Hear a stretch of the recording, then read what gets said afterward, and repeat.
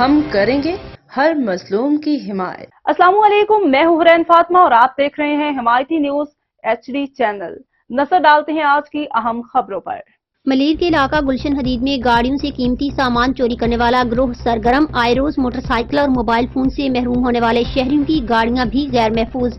ملیر نوری تھانہ steel town کی حدود علاقہ گلشن حدید بن قاسم میں شہریوں کے گھروں کے باہر کھڑی گاڑیوں سے قیمتی سامان چوری کرنے والا گروہ سرگرم تھانہ اسٹیل ٹاؤن کی حدود میں امن و امان کی بگڑتی صورتحال آئے روز اپنی گاڑیوں، موبائل فونز اور دیگر قیمتی سامان سمیت اب گھروں کے باہر کھڑی گاڑیاں بھی غیر محفوظ۔ ایک ہی رات میں 3 شہریوں کی گاڑیوں سے قیمتی سامان چوری۔